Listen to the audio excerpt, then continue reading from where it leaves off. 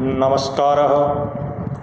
आज दिनांक 11 अगस्त को हम महाकवि माघ का जो समय निर्धारण है, काल निर्धारण है, उस पर चर्चा करते हैं। क्योंकि कल भी मैंने बताया था कि पुरातन परंपरा में कवि जो हैं वो यशोभिलाषी नहीं होते थे। धन की अभिलाषा तो उनकी दूर दूर तक नहीं थी। वो लोकोत्तर पुण्य प्राप्ति के लिए अथवा लोक कल्याण के लिए काव्य जो है वो लिखते थे। उनका परम उद्देश्य आनंद की अनुभूति करना था। तो महाकवि माघ ने भी अपनी रचना में कहीं भी अपना समय अथवा जीवन परिचय नहीं दिया है। तो विद्वान लोग उनका समय निर्धारण करने का विविध प्रक्रिया से प्रयास करते हैं। तो बाह्याभ्यंतर प्रमाण रचना के अंदर लिखे हुए को देख करके अथवा बाहर इतिहासकारों की नज़र में उनका समय क्या रहा होगा, उस पर चर्चा करते हैं। महाकविर माघस्य काल निर्धारण विषय विद्वत्सु अत्यधिकम वैमत्यम वर्तते। पुनरपि विदुषां समालोचनया किंचित वक्तुम शक्नुमः। कुछ विद्वानों की समालोचना जो है उसके बारे में हम कह सकते हैं। आधुनिकाः संस्कृत साहित्य समालोचकाः येषु प्रथम है doctor Baldev Upadhyay, Bholashankar Vyas, Hansraj Agrawal, doctor S.K.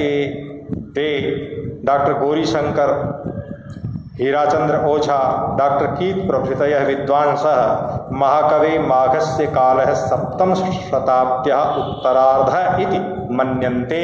ये सब लोग जो हैं 7वीं सदी का उत्तरार्ध जो है वो मानते हैं। 650 के बाद, 650 से 700 के बीच का। जर्मनी के विद्वान हैं डॉक्टर याकोबी। वो क्या कहते हैं? डॉक्टर याकोबी महोदय महाकवि माघम सप्तम शताब्द्याः परवर्तिनम न स्वीकरोति। 7वीं से आगे के स्वीकार नहीं करे, बाद के पश्चात। तीसरा मत है कि डॉक्टर के.वी. पाठक हैं, श्री चंद्रशेखर पांडेय हैं, पंडित छज्जूराम शास्त्री हैं। ये विद्वान अष्टम शताब्दी माघस्य कालत्वेन परिगणयन्ति। ये 8वीं सदी का समय उन्होंने माना है। चौथा मत जो आगे आ रहा है वह श्री रामावतार शर्व महामहोपाध्याय, श्री दुर्गा प्रसाद प्रभृतयः विद्वांस है महाकवि माघस्य कालत्वेन नवम शताब्दी स्वीकुर्वन्ति। ये 9वीं शताब्दी का समय स्वीकार करते हैं। इनके सबके अपने मापदंड अलग अलग हैं। मैकडॉनल वेवर प्रभृतय है पाश्चात्य विद्वांस है महाकवि माघस्य कालम नवम शताब्द्याः उत्तरार्धम मन्यन्ते। ये क्रम से बढ़ रहा है। वो 7वीं का उत्तरार्ध मान रहे थे, एक 7वीं सदी का दावा करते हैं। 7वीं से आगे के नहीं, पश्चात नहीं है। अगले तीसरे जो 9वीं शताब्दी उसको मान रहे हैं और चौथे उसका 9वीं का उत्तरार्ध मान रहे हैं। अधुना बाह्य साक्ष्य महाकवि माघस्य काल निर्धारण क्रियते। ये ऊपर के विद्वान हैं, उन्होंने रचना के अंदर के जो प्रमाण हैं उनके आधार पर उसमें निर्धारित किया था। बाहरी प्रमाण जो है कि उस समय राजा कौन था, उस समय कहाँ क्या घटना घटी थी, उसके आधार पर बाह्य प्रमाणों के आधार पर सबसे पहले नवम शताब्द्याम श्रीमता आनंदवर्धनाचार्येण स्वकीय रचनायां धन्यालोके शिशुपाल वधात्। इन्होंने आनंदवर्धनाचार्य जो वामन भट्ट के बाद के हैं, अभिनव गुप्त के पहले के हैं, तो इन्होंने अपनी रचना में धन्यालोक में शिशुपाल वध का एक पद्य जो है वो कुछ उद्धृत किए हैं। एक तो है त्रासाकुल परिपतन, 5वें सर्ग का 26वां श्लोक जो माघ का है, शिशुपाल का, वो उन्होंने धन्यालोक में उद्धृत किया है। दूसरा उन्होंने 5वें में 53वां श्लोक वो भी उन्होंने उद्धृत किया अपने ग्रंथ में। रम्या इति प्राप्तवती पताका। ये जो 2 पद्य हैं, 5वें के 26वां और 53वां, इन पद्य को उद्धृत देकर धन्यालोक में लोग ये तय करते हैं कि धन्यालोकार के पहले के, उसके बाद के। अब वो 9वीं सदी है। अब एक अगला बता रहा राष्ट्रकूट एक कोई साम्राज्य था, उनका राजा नृपतुंग थे कोई, जो कि 9वीं शताब्दी में हुए हैं। उन्होंने अपने रचना कविराज मार्ग इत्याख्ये ग्रंथे महाकवि माघस्य नामोल्लेखम व्यदधात। उनकी रचना में महाकवि माघ का नाम आया है। इससे जाहिर है कि ये जो नृपतुंग हैं इनके पहले वो हो चुके। कौन? महाकवि माघ। अगला मत है, अष्टम शताब्द्यां वामनाचार्येण स्वीयां काव्यालंकार वृत्त्यां शिशुपाल वधात् उभौ। शिशुपाल वध से क्या लिया, एक पंक्ति दिया कि उभौ यदि व्योम निपृथक प्रवाहौ। इस शिशुपाल वध से ये कोई पहले सर्ग से ही लिया गया है। ये तीसरे का 8वां है, तीसरे श्लोक का 8वां, तीसरे सर्ग का 8वां श्लोक है, ये उद्धृत किया है। इससे ये जाहिर है कि वामन जो है, जो कि 8वीं सदी के अंत में हुए हैं, 9वीं के शुरू में, तो उनकी रचना में भी ये है। इसका मतलब वामन से भी ये पहले गए। दशम शताब्द्याम सोमदेव सूरिणा, ये कोई जैनी थे, उनके द्वारा एक यशस तिलक चंपू एक रचना लिखी गई है। चंपू काव्य जो गद्य पद्य मिश्रित होता है, उसमें भी माघ का उल्लेख आया है। वो 10वीं शताब्दी के माने गए। राजशेखर की तिलक मंजरी जो रचना है, उसमें धनपाल, उसमें भी इनका नाम है, धनपाल नाम के कवि हुए हैं। उनमें उन दोनों ने महाकवि माघ का स्मरण अपनी रचनाओं में किया। एक मेरुतुंगाचार्य हुए हैं, उन्होंने अपने प्रबंध चिंतामणि, हमने पहले भी बताया था, जीवन परिचय में भी पीछे बात हुई थी प्रबंध चिंतामणि की, तो वो किसकी रचना है, मेरुतुंगाचार्य की है। उन्होंने अपनी रचना में माघ के चरित्र चित्रण का चित्रण किया है। तो इसका मतलब माघ का जो जीवन परिचय या जो जीवन है उसके बारे में उनको जानकारी थी। बल्लाल सेन जो भोज प्रबंध को लिखते हैं, उन्होंने भी माघ को उद्धृत किया है, क्योंकि उनकी पत्नी जो है माघ की, वो महाराज भोज के दरबार में माघ का लिखा हुआ पद्य वो प्रातःकाल का वर्णवाल लेके जाती है और पुरस्कृत होकर के वहां से आती है।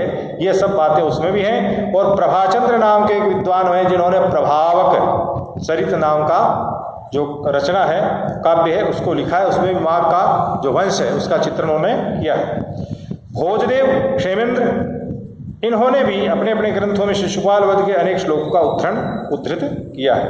उपर्युक्त प्रमाणे निर्णेतुं शक्यते, निर्णय किया जा सकता है यत् महाकविर माघ है अष्टम शताब्दीतः पूर्ववर्ती एव आसीत्, 8वीं सदी से पहले का ही है। ये तय हो गया इन विद्वानों के यहाँ महाकवि माघ की रचनाओं को देख करके। एवमेव कवीनाम कालक्रम सूचकौ वक्ष्यमाण श्लोकावपि द्रष्टव्यौस्ता। तो यहाँ कुछ श्लोक है कि आदौ कालिदासस्यादस्व घोषस्ततः परम। ये किसी व्यक्ति की रचना है, किसी व्यक्ति ने अपना मुक्तक लिखा है जिसने कवियों का क्रम निर्धारण किया है। तो उस क्रम के हिसाब से सबसे पहले महाकवियों की जब बात करते हैं, वाल्मीकि तो आर्ष कवि हैं, आर्ष काव्य लिखने वाले कवि हैं जिनको परमेश्वर का सीधा साक्षात्कार था और वो परमेश्वर की आज्ञा से अर्थात ब्रह्मा की आज्ञा से रामायण का निर्माण किया है। तो कवियों में जो है पहले कवि जो है कालिदास माने जाते हैं। तो आदौ कालिदासस्यादस्व घोषस्ततः परम, पहला क्रम किसका हुआ, कालिदास का, दूसरा हुआ अश्वघोष का। भारविश्च तथा भट्टी, तीसरे हुए भारवी, चौथे हुए भट्टी और 5वें हुए कुमारदास जिन्होंने क्या लिखा, जानकी हर। ये पंचम है, 5वें हुए माघ रत्नाकर, छठा क्रम माघ का आया, 7वां रत्नाकर का आया। हरिश्चंद्र तथैव, हरिश्चंद्र उससे अगले हुए। कविराजश्च श्रीहर्ष है, कविराज हुए, उसके बाद श्रीहर्ष हुए। प्रख्याता कवयो 10 है, ये 10 कवि प्रख्यात हुए हैं। तो इन 10 कवियों में छठे कवि जो है महाकवि माघ है। अनेना भी प्रमाणेन, इस प्रमाण से महाकवि माघ सप्तम शताब्द्या उत्तरार्धवर्ती निश्चीयते। डॉक्टर कीलहान महोदय राजस्थान प्रांतीय वसंतपुर नाम के स्थान है, राजस्थान में कोई वसंतपुर नाम का स्थान है, उसमें कोई वर्मलात नाम का एक शिलालेख उनको मिला। इत्याख्यस्य, वर्मलात नाम के वो राजा थे, तो इत्याख्यस्य राज्य एकम शिलालेखम प्राप्नोत, इस प्रकार के राजा का एक शिलालेख प्राप्त किया। अस्य शिलालेखस्य काल है, इसका समय जो उस पर लिखा है वो 625 ईस्वीआब्दी है, ये निश्चित किया जाता है इतिहासकारों। शिलालेख का समय निर्धारण ये इतिहासकार का निर्णय होता है, वो करते हैं। उन्होंने 625 बताया।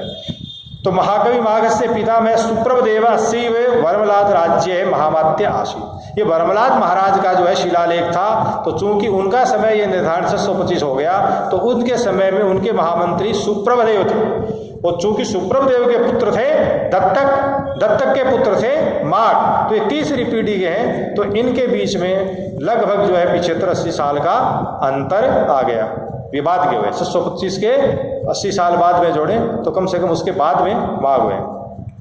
अतः सोपि तत्समकालिक इति मन्यते। अतएव तत्पौत्रः महाकवि माघ तस्मात् 50-60 वा वर्षानंतरोद्भव इति निर्णीयते कि 50 या 60 वर्ष बाद में वो उत्पन्न हुए होंगे। तो 625 में अगर 60 वर्ष जोड़ें तो ये 680 के आसपास जो पहुंच जाती है संख्या।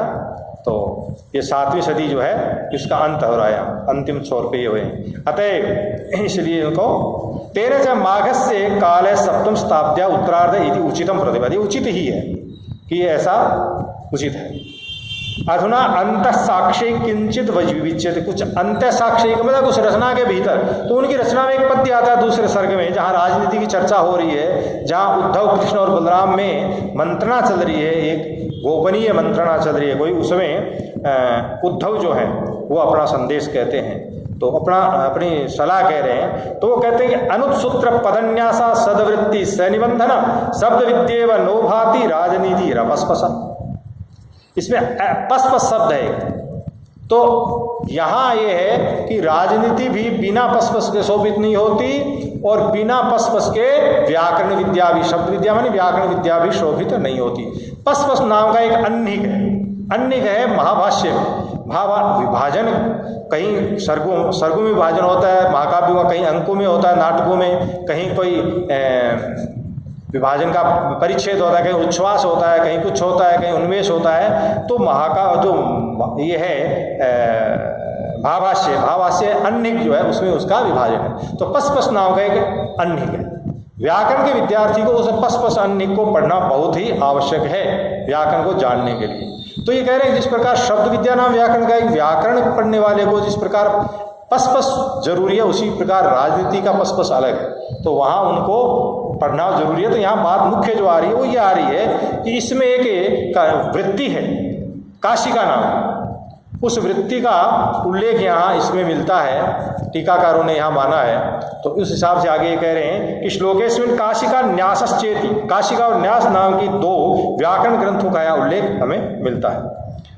तो इसके आधार पर तत्र वामन जयादित्य कोई है वो 650 ईस्वी में, तो उनके द्वारा काशिका वृत्ति लिखी गई। अतः माघ तत्व परवर्ती इस श्लोक पर यह वृत्ति लिखी गई है जयादित्य के द्वारा काशिका वृत्ति। तो जाहिर है कि उनका समय 650 है, तो माघ जो है उनके परवर्ती हैं। नहीं, ये टीका जो है, ये टीका उन्होंने लिखी है, तो टीका के बाद माघ हुए हैं। तो जाहिर है कि माघ उसके बाद गए। तो न्यास शब्द से अर्थ विषय वैमित्यम वर्तते, वैमित्य है।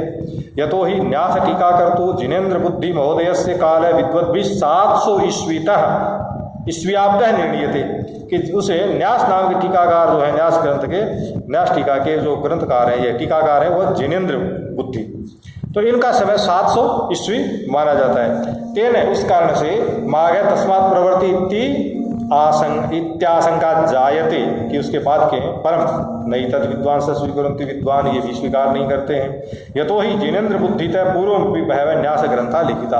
अब दूसरे मत को मानने वाले कहते हैं जिनेन्द्र बुद्धि के पहले भी न्यास ग्रंथ बहुत लिखे गए। जिनेन्द्र सत्र 7वीं सदी के अंत में लिखी है, लेकिन उनसे पहले भी बहुत लिखे गए हैं।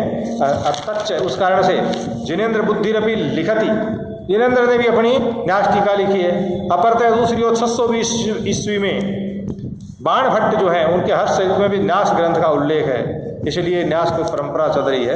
तो कह रहे हैं कि कृत गुरु पदन्यासा लोकैव व्याकरणेपि, तो ये कोई लाइन आती है तो उसके हिसाब से माघ जो है 7वीं शताब्दी तक, यानी 7वीं सदी से लेकर के परवर्ती नास्ति, 7वीं शताब्दी से परवर्ती नहीं, परवर्ती में पश्चात के नहीं, यानी 700 ईस्वी के जो वर्ष है उनके पहले हैं। संक्षिप्त रूपेण वक्तुम शक्यते यत् महाकविरस्य काव्य रचना काल 650 ईस्वी तक 675 ईस्वी में यावत आसीत इत्येव समुचितम प्रतिभाति। तो इसको बार बार सुने और स्मरण करें, याद करें और पढ़ें, और कोई शंका हो तो बाद में वो अवसर मिले तब बताएं। धन्यवाद, नमस्कार।